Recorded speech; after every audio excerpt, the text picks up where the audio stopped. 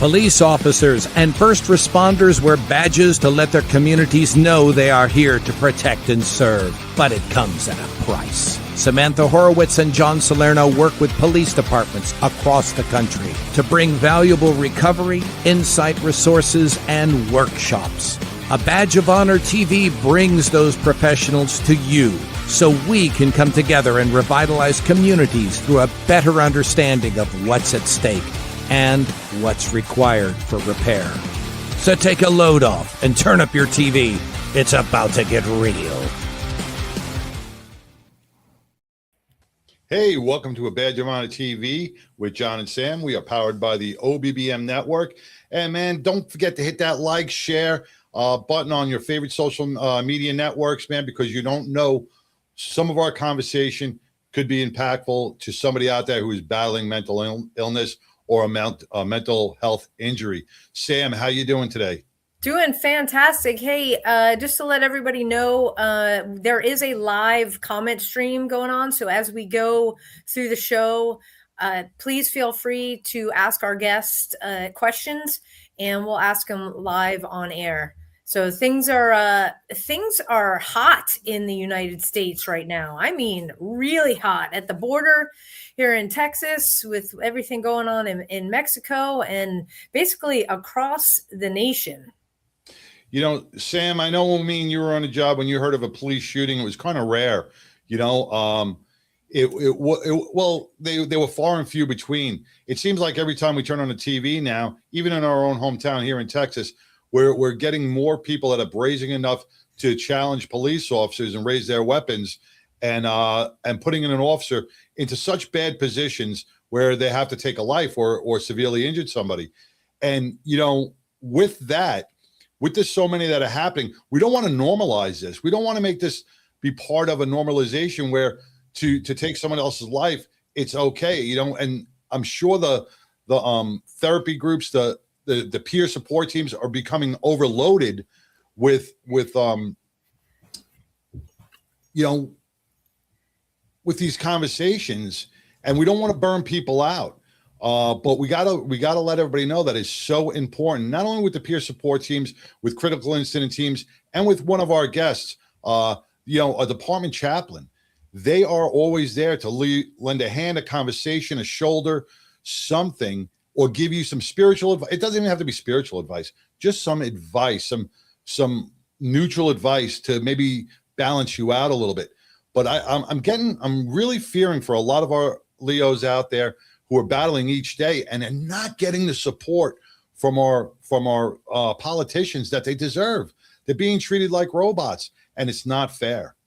It really isn't. And, you know, our guest tonight, he's worn the badge. He's been in combat zones, and he knows better than anybody else when he's sitting across or sitting on the couch with a first responder or a family member. He's lived it. And so we talk about cultural competence. Well, our guest tonight lives it. Let's welcome to the show, John Hosea. Welcome to A Badge of Honor TV. Hey, how are you guys doing tonight? Thank you for having me on. John. You bet. You bet. Let's let everybody watching and listening on their favorite podcast app know a little bit about you and your background. All right. So my name is John Hosea. I grew up in Southern California. Don't hold that against me. I do have Texas blood. I'll go into that a little more detail here in a minute. I joined the military before 9/11. Went through, deployed multiple times overseas in support of Operation Hail Our Patriot, Operation Enduring Freedom, and then Iraqi Freedom. So I've been in both hot spots, and then some other places around the world just doing our mission. The goal was to make sure they didn't come here. They already got us once on our homeland, and the goal was to make sure that never happened again. So did that on 9 June 2012. I hit a 500-pound IED with my team in Afghanistan. So I spent 6 months in the hospital learning to walk, learning to talk, and learning how to function and just be normal again. And when I say normal, it was a new normal. It wasn't the normal that I had before. My identity had been stripped away. I didn't know who I was going to be. And literally on a Friday, I found out, hey, next Friday, you'll be out of the Army. So my entire world shifted upside down. We, thank God we had some awesome family that were like, hey, come to Vegas, welcome you in. And I still searched for who I was during that time. And the wife finally came to me and said, hey, you have a choice. We can either get divorced or you're going to go with me to this program. And I ended up finding God at that program. Gave my life to Jesus. It happened to be in Alaska. When we left Alaska, the real world hit me when I came back. But I stayed strong in my faith and stayed with it. Came to Texas for a retreat. And in that time, God called me into ministry. And I honestly looked and prayed and said, God, you've got to be talking to the wrong person. There's no way you want me covered in tattoos to be in ministry. You're dialing the wrong number. You got to put down the pipe and stop smoking it, because that's not, you got the wrong person. And it turned out he didn't have the wrong person. I ended up that same time of hearing that calling, got a call to go back to Afghanistan. When I got medevaced, I didn't leave under my own free will. Matter of fact, I didn't wake up for 2 weeks in the hospital, not knowing what had happened. So going back to Afghanistan, I got to talk to soldiers, and I got to get on that C-17 on my own free will and walk up the ramp and leave the country, this time on my own. The funny part of that is about a month later, they called and they were like, hey, we've got this great opportunity. We're going back to Texas. We're going to hunt out of Little Bird helicopters. You want to go? And I'm like, yeah, let's go. Pilot was showboating, and we crashed up near Denton into a tree. So I had to restart recovery all over again. The first time was horrible. Didn't know the Lord, didn't have a relationship, to where this time I had the Lord when I put things in place before I ever called my wife. And the best advice I can ever give anybody, no matter what tragedy you're in, don't ever FaceTime your wife. You don't know what your face looks like. Whereas she's seen the look. I had cuts all over my face from the trees. I was on oxygen. It was horrible. Oh my God. My wife, she does not let me live that down. So now every time I talk to somebody, I'm like, hey, if something ever happens, you get in a car accident, whatever, don't FaceTime your spouse. Two things, John. When Jesus did call you, right? Because I think he called me, but I think I deleted it to spam.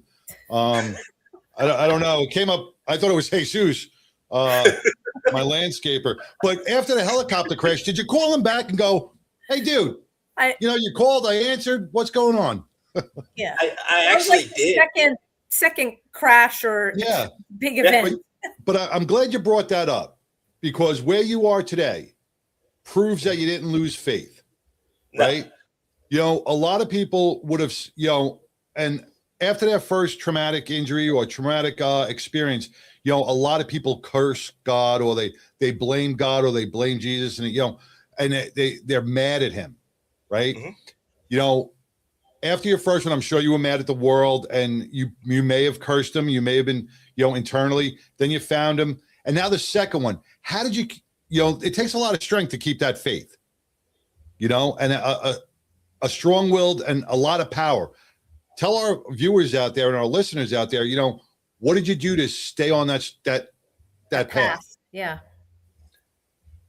Having family around me and having close-knit friends around me helped out a lot, but it was a lot of alone time of just talking to the Lord, just saying, okay, you got me through the first time. What did I do to piss you off to make you have to go through this? And I think it boils down to one thing. And all the years I've thought about this was he wanted to see if my faith was strong, if I was going to cave and go back to my old ways. And I didn't. I stayed through that the entire time of, okay, there's a purpose for this. What's that purpose? What can I do?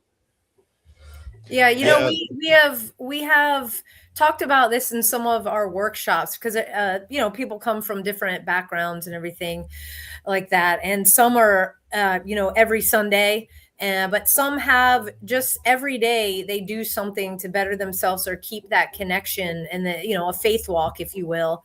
And knowing that in first responder, if you're a first responder, it might seem like you're being tested every single day, whether it's just the stress of the job or, bad stuff happening, line of duty death, maybe something happens to your partner or something that affects the entire department. And, we come to that willingly. Okay. Mm-hmm. So whether you want to look at it as a test of faith, or whether you want to look at it as you're walking out your journey of faith, if you trust that he's always there, at least for me in my journey, that kind of settled me down to be like, okay, things may be like messy and chaotic right now. Just have the faith that it's supposed to be like this. It's not going to last forever. And this too will pass. And with that, I think a lot of certainly veterans, and like I said, talk to veterans and first responders in our workshops, they some of them say the same thing.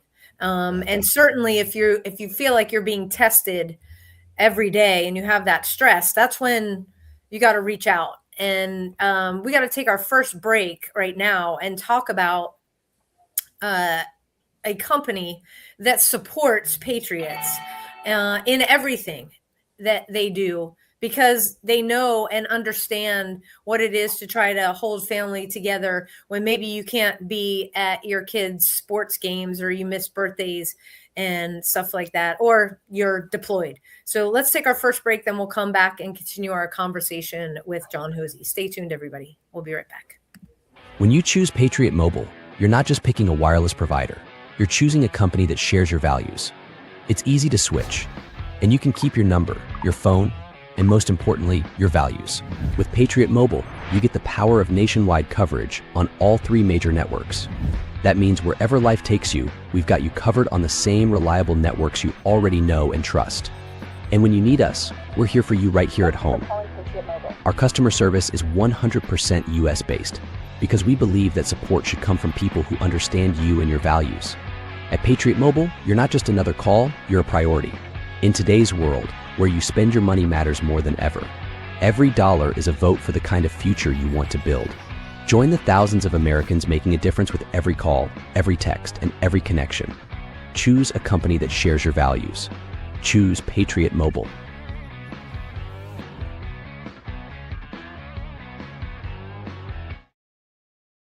Hey guys, right now, go to patriotmobile.com/badge and get a free month of mobile service to try it out. If you've never heard of Patriot Mobile, they use the big 3, but your money goes to a better company that gives back to veteran and first responder causes just like us. So again, call 972-PATRIOT, tell them a Badge of Honor sent you, or patriotmobile.com/badge.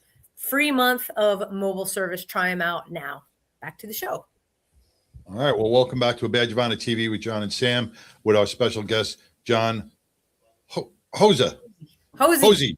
There we go. Yeah, and I see it's that short-term memory lapses that I have that they scare the hell out of me every once in a while. Before we left, we were talking about the critical incidents, peer support, and we're talking about our chaplains. And they are so undervalued sometimes in many departments, and so underused. And, John, you had an interesting story. You were tested a couple of times, injured severely, and you still held your faith. And that's what we got to look at. God will test us every once in a while to see how faithful we really are, and if we're going to hold that path. And so many veterans that I've spoken to, and so many law enforcement officers that I've spoken to, have said, after a critical incident, that was my major part of my healing, was finding Jesus, or finding the church, or finding some part of religion that kept me on a straight and narrow, because I found a purpose back again. Especially those who were severely injured and lost their jobs, who lose their role in the police department or as a veteran, they find a purpose in God. So I want to thank you for sharing that with us. But we want to talk about the chaplain aspect and the role you guys essentially play in the peer support network within the departments and within the veteran network. Mm-hmm. So, like, John, what's your the role as Yeah. a chaplain? How When do you- you when- how do you see that? How did that come about, first of all, for you? And then how do you find yourself reaching out after a critical incident, or do the folks reach out to you, vice versa? So what we have here in Hood County is anytime there's an officer involved critical incident, after they call the sheriff, after they call the chief, I'm the next call that they make. Not just from the chaplain side, but from the mental health side. All of our officers, when they're involved in a critical incident, they have to come see me for a certain amount of time, just depending on what's taking place. If it's a shooting, it's usually a minimum of 10 times they have to come in. And even if they want to sit and stare at me for an hour, they still have to come in and talk. But I've developed a relationship with all of them. I go in, even when I'm not going on a ride along, just to check on them, just to see how they're doing. They have become family. And I look at every one of those deputies and even our PD side, when they're out, I'll go over and talk to them, just checking on them, seeing how they're doing. I have a unique situation here in Hood County where I don't just have the law enforcement side. I also have the EMS side, and we have a volunteer fire service. So anytime anything happens with those guys, I'm one of the first calls they make. Hey, I have a guy, he's struggling, or a girl that's struggling. Can they come see you? It's real easy for us to talk about the guys in the field, but there's one that we always fail to mention, and that's the dispatchers. Our dispatchers hit it just as hard as our officers do. Sure. And they're forgot about because they're in a room. They hear the initial call, and a lot of them, they're 20 calls down the road when that other call is finally finished, and they don't know what the outcome is. So I go in and check on them constantly, and I see a lot of them, which is good. It gets them a place where they can talk, where they can get the stuff off their chest, and it gives them a place where their spouse may not be a first responder and doesn't understand the mood swings, doesn't understand the outbursts, where they can come in and talk. And, our deputies, one call I just before we got on was on the phone with one of them who literally had gone from a missing kid to a cardiac arrest kid to dealing with someone that was under the influence of narcotics. So literally in an hour-long period, he had gone from call to call to call and was expected to maintain professionalism during that whole time. And he was like, dude, I don't know how to do it. And I had to remind him, it's a calling. It's not anything other than a calling. God knew what you were getting to, and he called you into this, and you're fit for it. Yeah, it's a mental health roller coaster that the human mind was really not built to sustain over a 20-year or a 30-year career. And that's what a lot of people fail to recognize, that you go to these highs and lows, almost like an AFib, or you're in VTAC, man, all the time. And it does damage to your brain. It does damage to your immune system. It really breaks down and wears on your body, not only mentally, but physically, emotionally. It hits every receptor. And when there's nobody there, no EMT or therapist or chaplain there to help fix that problem, the end results can be deadly. Mm-hmm. Yeah. Yeah.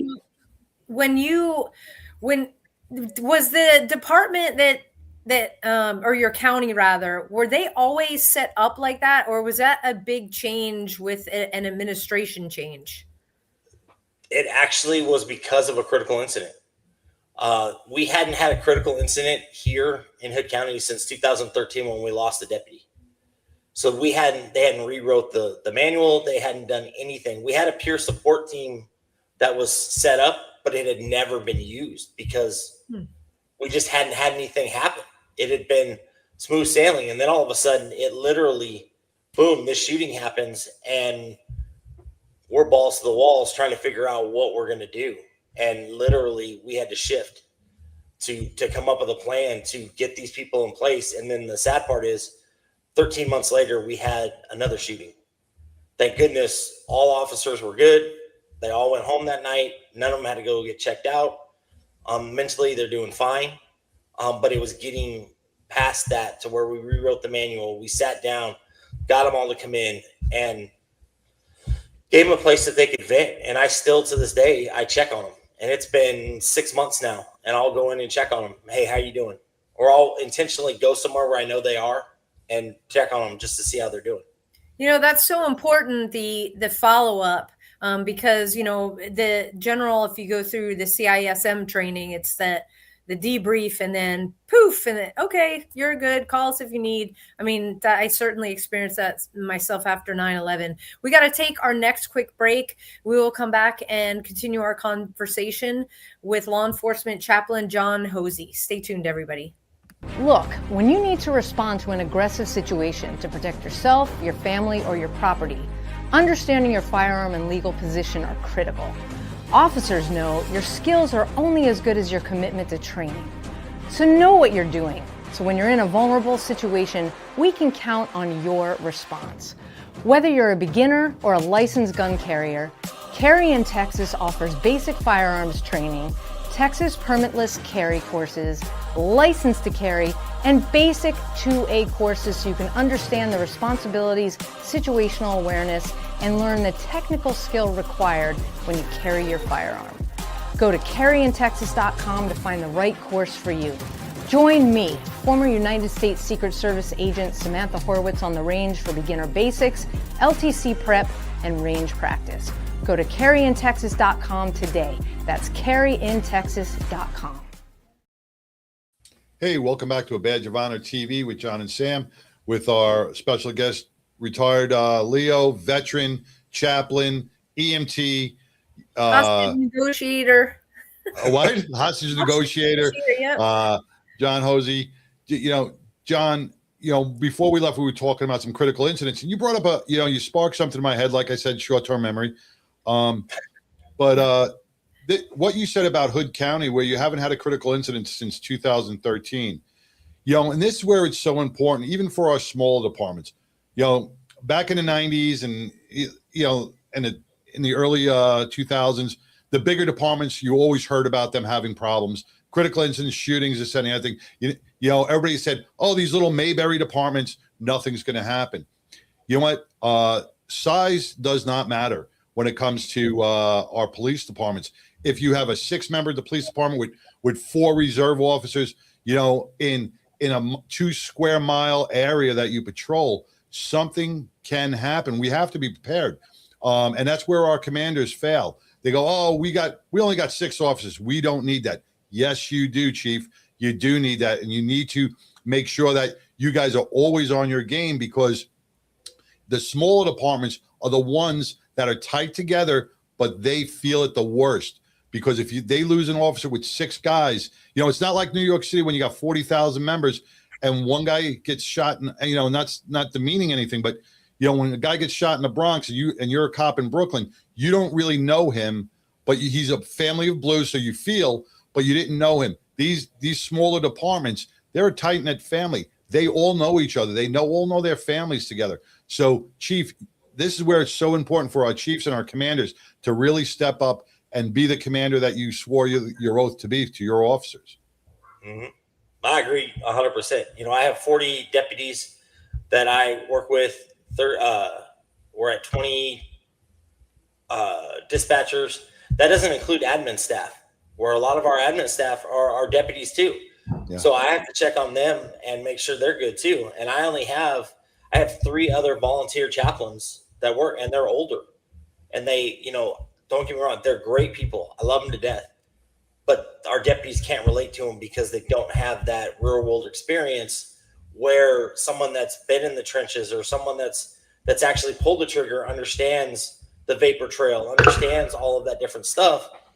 And for them, they just don't understand it, which is the whole reason why I went back to school to get my counseling license, just so I could understand them better. One, I wanted to understand the brain better, but I wanted to be able to help not just them, but help myself through that. And that's, I go to different classes and stuff just so I can get better. I know you had a bad experience with EMDR. Yeah. And that, there were some things that should have happened before you ever went through an EMDR session to make sure that it was going to be a good fit, because it's not a good fit for everybody. And I know, but what? I found something else in equine. Okay. Everything's just, nothing fits, square pegs, round holes. You got to find what fits for you, and equine therapy fit for me, EMDR, maybe if I go again, cause I have a little bit more, I'm a little bit more centered. Well, maybe not, but a little bit more knowledgeable here. We're all maybe not centered on any given day. That's called life. I think with my EMDR session, I was fighting it a lot. I wasn't ready, probably. There was a lot of underlining factors. So I wasn't in a comfortable setting. I was put there after the SWAT team put 6 canisters of tear gas into my house and arrested me for an attempted suicide. Go figure. But I was angry. I was mad, and we've all had our situations.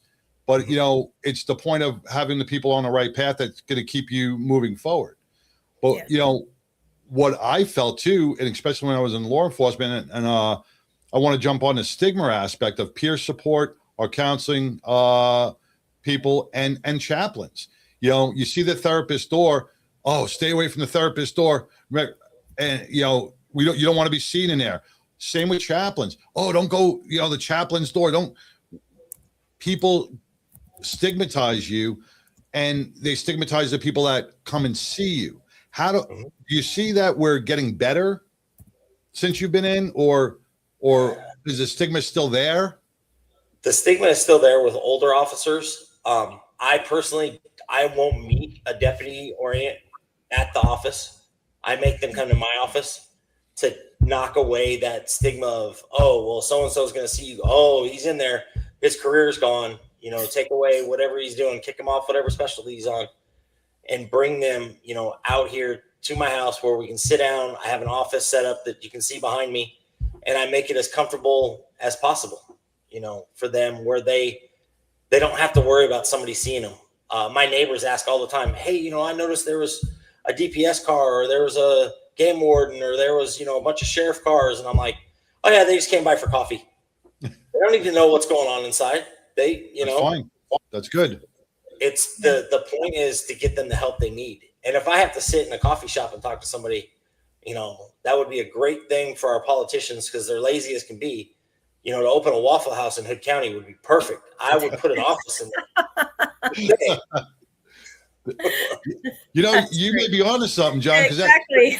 You really, because who wants to talk? And I don't want to mention the department, and Sam, me and you walked in a couple of years ago to a department, and right next to the chief's office was the peer support office, the therapy office, the mental health office, and it was right next door to the chief's office. And it's like, what officer is going to go into that mental health office with the chief right there? He's just not going to want to do that, because he's going to be questioned. He'll be, it's just, placement and atmosphere is so important when you want to open up and you want to speak. Yeah. And, before we took our last break, we were talking about follow-up, because John, you and I have both experienced critical incident stress management, that debrief. And then, we, because of our experience, is like, well, what happens now? And it's like, oh, just call us if you need anything. We talk about the importance in the follow-up. And John, as the chaplain, you are there, boots on the ground with the critical incident, but because you've been literally boots on the ground, you understand that, hey, you don't just let somebody flap in the wind. You've got to continue to check in, because we know that's how the brain works. And especially doing the EMDR training and getting your degrees, it's like, no, the brain doesn't stop. And some people, it can not, trauma symptoms may not manifest for months. Mm-hmm. Can you expand a little bit on that? Yeah, for me,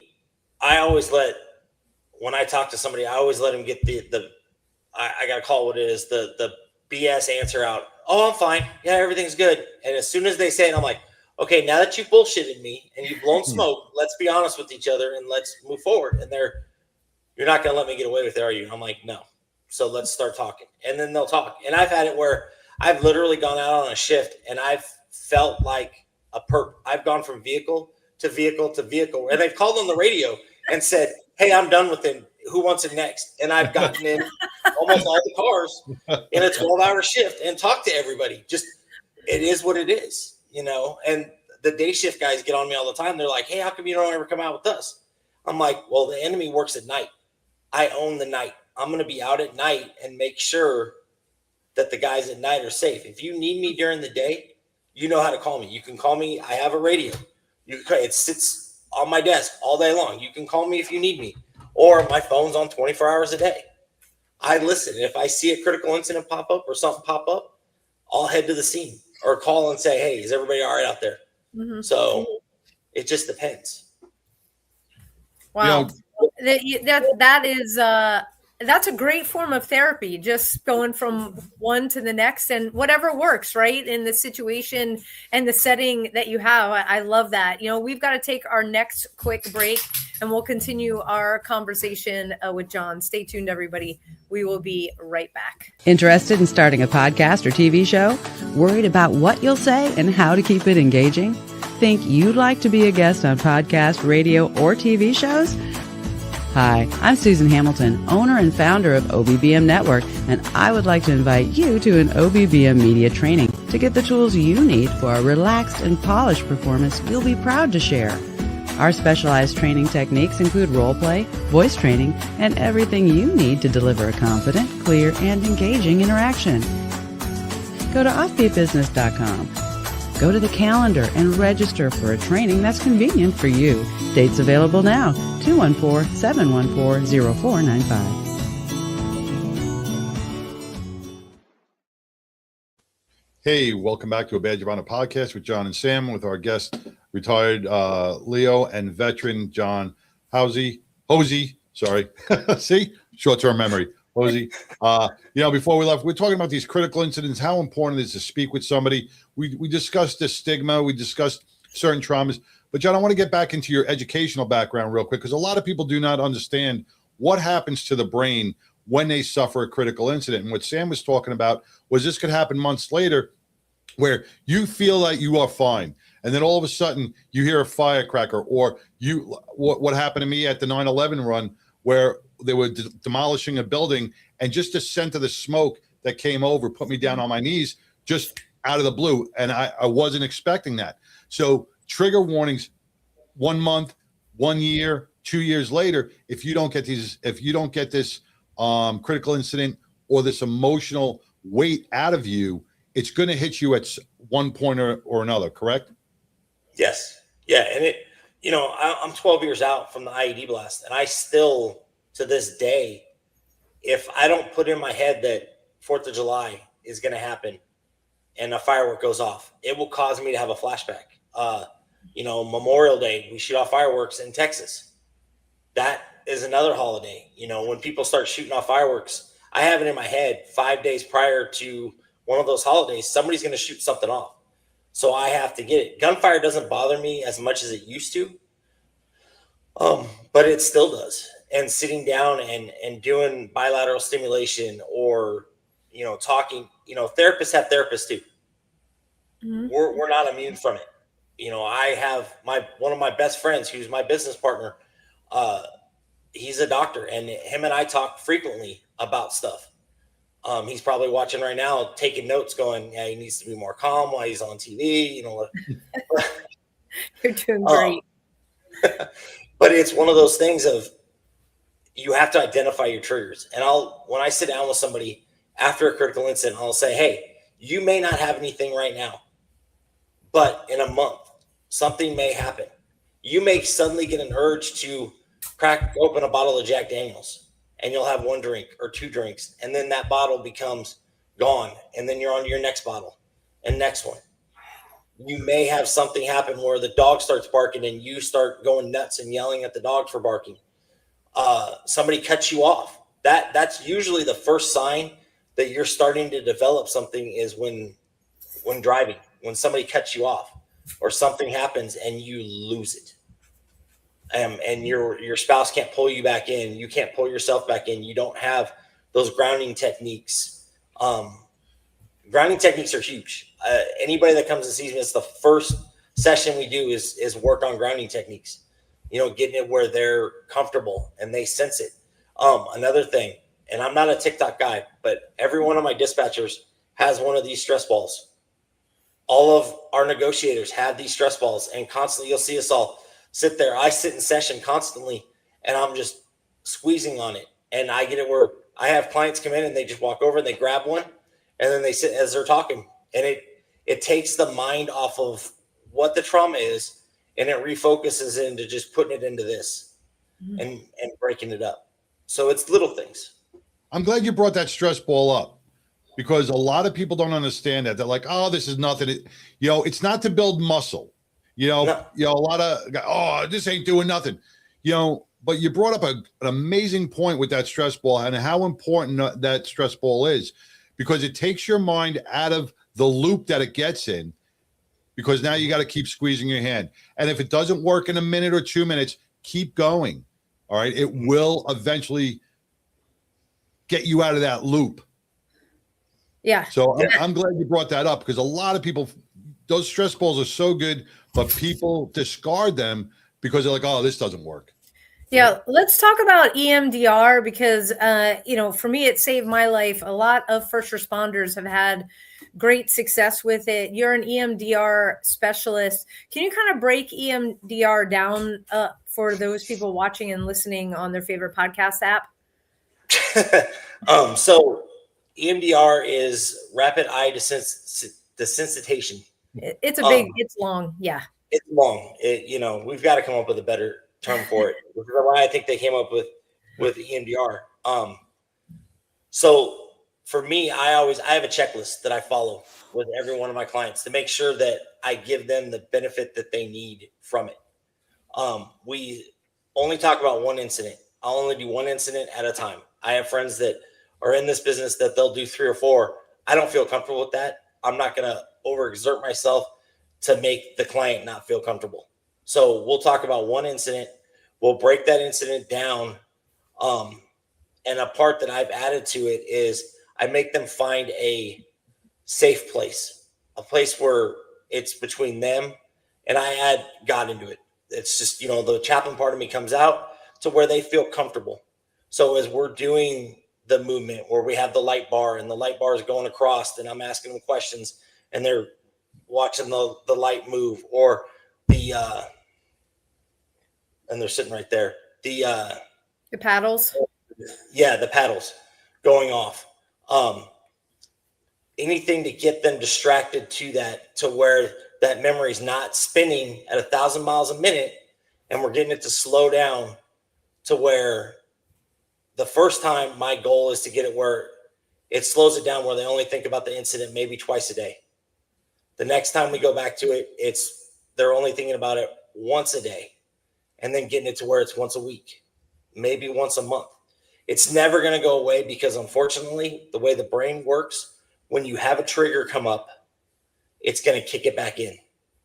So doing maintenance is key to that. Having the right relaxation music going is key to that too. 5-finger death punch is not a good one to use in the middle of that to try to get somebody to relax. It doesn't work for some reason. Ozzy Osbourne, no good. Yeah. Crazy Train. It doesn't work. It doesn't work. So getting the right relaxation kind of music. I have found that ocean waves or thunderstorms with light thunder really work to get their mind relaxed and watch them. If I sense while we're doing a session, if somebody's moving around a lot and they're not comfortable, I'll stop the session midway through. It's not worth them having a bad experience, because at the end of the day, the goal is to get them the recovery that they need. So if I can stop, regroup, reground them, see if we can get them to balance out. And if they don't balance out, that's not the right time for them. I only do it with critical incident. I'm not a specialist when it comes to dealing with people with alcoholism or drug addiction. That's, I went through the training for it, but I don't feel comfortable doing it. I'll send them to somebody else that specializes in alcoholism or drug addiction for that. But when it comes to critical incident, I'll take that incident and we'll just break it down. and go through it Now, and speak with the lights. John, after a critical incident, when is a good time to start that EMDR therapy? Is it 1 month or is it later on, 3 months? It's usually not right after the critical incident, correct? No, it's not. It all depends on the individual. If they're showing signs right away, I'll start with bilateral stimulation, and we'll do 6 sessions or 4 sessions of bilateral stimulation, which the way I do it is they'll sit there. I have an eye mask that I got off of. This is the greatest mask in the world. Oh, wow. Look at that. $59.95 on Amazon. It blows heat. It's a migraine mask. I literally have them put this on and I'll play the thing and it just brings them down. It just has them relax. And it's massaging their face. It's blowing hot air into it. And it's just relaxing. This thing alone, out of all of my clients, and I have a full book right now, 90% of them have bought one of these off of Amazon. What is it called? And what is it called? It's just a migraine mask. That is all it is. It is for migraine mask, but it works wonders for post-traumatic stress. Is that something that you can wear when you sleep? Will that help you when you sleep, or is that not good to keep on all night? I'm sure you could. I haven't tried it. I've thought about trying it, and I haven't. With 6 dogs, I'd be afraid I'd jump out of bed and not take it off and crash into something. No, reason being is because when you bring up getting into that zone, REM sleep is so important. And I know I failed to get it. I'm sure, Sam, you failed to get proper REM sleep where we can't file, our brains don't have a chance to reset and it just keeps spinning. I was wondering if that would help with getting yourself into one of those, a relaxed mode, into a deeper sleep. And on top of that, maybe listening, and I'm not too sure about how far you into this with like the different types of sounds. Like you said, you bring music in. So I know there's like blue sounds, green sounds, white noise, and different types of noise for different parts of the brain. Have you ever worked with any of those? So for me personally, I sleep with ocean waves on. My wife prefers thunderstorms to get her into her REM sleep. Whereas I use that. But what I have found is, and I don't do it lately, and it's my own fault. I'm not practicing when I preach, but Dr. Grossman, Lieutenant Colonel Grossman, great author, really good guy, has done studies on sleep. And what he said is, if you just put a regular mask, like one of those masks that we get on airlines or whatnot, and you put it on and it blacks everything out, that will help you get into REM sleep. Yeah, I do that and brown noise is my thing. I have the mask and it's good. You know what else helps us relax or gives us the boost that we need? Coffee. And each week we talk about our partners over here at East Texas Legends Coffee. Founded by Ben and Amanda Holmes, it reflects their journey from Ben's Marine Corps service and law enforcement career, overcoming PTSD to finding purpose in ranching. Relocating to an East Texas ranch, they identified a need for a local coffee brand. Now they're opening their first coffee shop in Lindale, Texas, rooted in faith, family, and community. Their mission: inspire purposeful conversations over coffee. Drink coffee, be legendary. Go to etxlegendscoffee.com. Use promo code BADGE for 15% off coffee and merch, or just hold your phone up to this fancy QR code on the screen and the website will pop up again. That's 15% off with promo code BADGE. Thank you, Ben and Amanda with East Texas Legends. Here's the merch that we have. Keeps your coffee hot all day. It doesn't get better than that. We exist on the stuff. Everybody's different, but now back to the show. Yeah, well, drinking a coffee is better than opening up 3 bottles of Jack. Yeah, I'll tell you that right now. Yeah. So it's a lot less damaging. Sarah posted Sarah Hosea posted the eye mask link. So if you guys are watching on Facebook, you can see the eye mask link right there, or when you can watch the recording or the replay tomorrow, and it'll pop up on the link. So thank you so much, Sarah. I'm definitely going to get one of those on Instagram earlier. So I am going to definitely buy one. I'm going to try it out. And I'll let you know. I'll reach out to you, John. I'll let you know how that worked for me because, my sleep patterns are horrible. And if that a little 30, how much? $35? It's $56. I mean, come on. It's the hot air. Yeah. If for $56, it's well worth it. Yeah. And even if it doesn't work, then I just got a mask that I can screw around with my grandkids with and just scare them, It kind of looks like ski goggles. Yeah. You'd scare them. You might scare Tara if she turns. Maybe. With or without the mask. This still scares her. John, you've had such an amazing career. You've helped so many people. But I have to ask this question to the chaplain, to the Leo, to the veteran that's inside you, to the guy who's always out there jumping from car to car to car to car to car, helping people. Who helps you? What do you do? Do you, because we always look at those peer support guys. We always look at those peer support guys. They're always taking on that secondary trauma. They're always absorbing. They're always absorbing. I keep waiting to hear mine go off too, because I know, Sarah actually is my wife, and I cannot take responsibility for the mask. She's actually the one that found it and was like, "Hey, you should try this." She's the one that got me hooked on the mask. But as for what I do, I have, his name is Ward. He's my business partner. He has actually been my counselor for 5 years. He is my mentor. He's guided me and talked to me and helped me along this path. And then, I spent a lot of time on my knees talking to God. And, deputies ask me all the time, they're like, "Well, what do you do?" And honestly, listening to them helps me because it normalizes those feelings that I have. And the same feelings I'm sure you guys have, where it takes away that stigmatism of, hey, we're broken. We're not broken.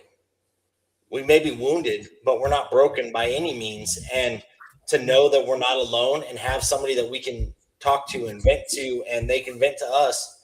And that's the whole thing. We're family. No, we're boys get that. Federal, state, or local. It doesn't matter. We're all the same. But sometimes our support people, they take it all on and they're breaking inside slowly, and they fail to realize because no one's asking them, "Are you okay?" Because they, So the therapist always needs a therapist. The peer support always needs a peer support. And like you said, it's the family atmosphere. We all have to help each other, and we can't. We have to help each other and just make sure that we're all okay and we stay okay. Yeah, we have agreement from our four-legged friends with all this. Hey, John, how do people reach you, get in touch? So they can go to my website, which is jumpmasterlifecoaches.org, or they can find me on any of the social media platforms, LinkedIn. It's just Chaplain John M. Hosea. Okay, so across all social media, it's Chaplain John M. Hosea. M. Okay. Yep. Yep. Got it. Yeah, your website is robust, has a lot of good stuff on it, and I think some people are afraid to bring faith into work, let's just say, and we shouldn't be afraid to do that, especially when it comes to walking out a trauma. You've got to trust somebody else to help you with that. And as first responders, we're the worst at that. But knowing that, John is culturally competent because he's been through it is very comforting. And I know that you are helping so many of the folks in your area. One thing before we end, I just want to clarify to all our listeners, the word chaplain doesn't mean just because you're not Catholic or you're not of that faith, you cannot go see him. Whatever religious religion field you're in, or whatever, whoever you follow, or whoever you have faith in, Muslim, Jewish, Orthodox, whatever it is, just because the word chaplain is there doesn't mean you can't go. All right. This Yep. is not specifically just for Catholic or whatever. It's open to all faiths. So, don't be stigmatized by that you can't go to see a chaplain because you're of Jewish faith or a Muslim faith or an Orthodox faith. You can still go. Yeah, and one thing people fail to realize, even if I don't know the answer, I have no problem searching for the answer for them in any faith. I've given last rites to people that were Catholic. There wasn't a priest available, so I had to give them last rites. It's just one of those things. Thank God I paid attention when I was a kid and going through catechism. So, it's one of those things. We adapt and overcome any way we can. So absolutely. Well, John, this has been an enlightening conversation. Thank you for kind of peeling back the layers of EMDR and letting us in to see how you do it, because it's grown as a practice in so people, whether you have the earphones or just the lights, the paddles, there's many different styles and ways. So that was extremely helpful for people to understand. Thank you for your service to our country.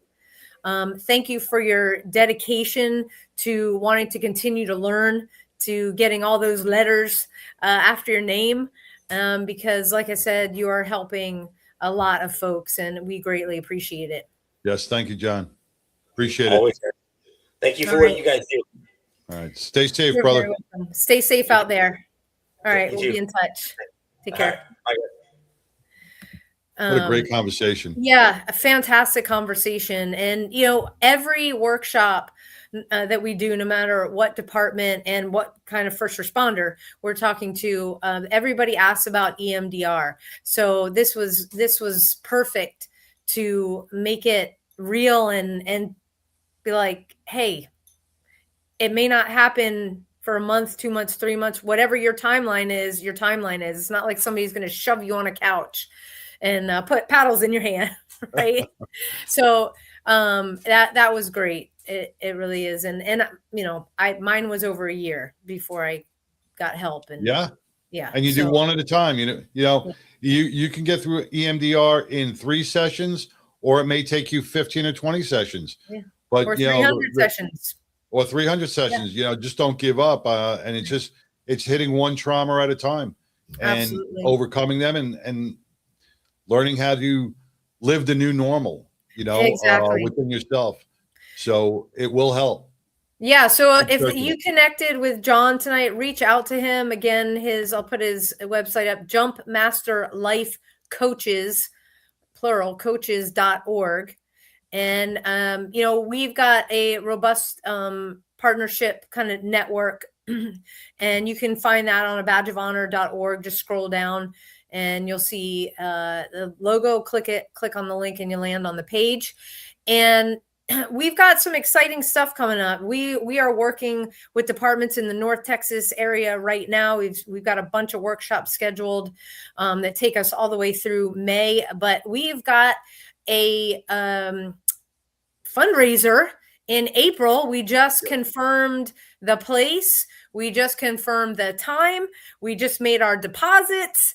And it's going to be a lot of fun, and it's going to raise a whole bunch of money for first responders. And all the money that we raise goes right back into our programming. But hey, if you don't want to wait, there's a little blue donate button on the website. Go ahead and click it. And wherever you're watching from social media, excuse me, go ahead and click the like or subscribe button. We really appreciate it. Keep tuning in each week, and we'll be now that we have the deets, more deets for the fundraiser, John, I'll be able to get that on the webpage so that people can. Yeah, we're going to be heading out there this week to just check out on for the table arrangements and to see how many people we can fit, because it's going to be a great fundraiser, but seating is limited due to fire code. Yes, so this is going to be a casino speakeasy night. There's going to be some twists and turns going on through that night. It's going to be a lot of fun, and it's going to be kind of gambling and casino for a cause. But there's going to be a lot of fun, and we're going to have like I said, some twists, some turns. Not murder mystery, but hey, who knows? Somebody Could get whacked. could get whacked. So yeah, not real gambling, not just put that out there. But yeah, so stay tuned to badgeofhonor.org for all the details there. And if you're a department that wants us to come to you, we do an 8-hour interactive workshop with you all, 1, 2, 3, 4, however many workshops you'd like to schedule. Just reach out to us through the website. And for all of the first responders out there, you have got a group of prayer warriors that pray for your safety and to get home every single night. So keep doing what you're doing. You have a community surrounding you, and thank you for protecting us. For all of our veterans out there, thank you for fighting the good fight that allows us to do a show like this every week. And for our active duty personnel, things are heating up across the globe. We are praying for you as well. Thank you for keeping our shores safe. John, take us home. Man, if I learned anything on this show today is that when Jesus calls, it's not Jesus. Answer the call, because that could be your calling. And I think I sent it to voicemail a lot of times. But once again, man, don't fail yourself. Reach out and get the help that you need. It's not a stigma that you need to have on your shoulders as well. Until next week. Take care, everybody.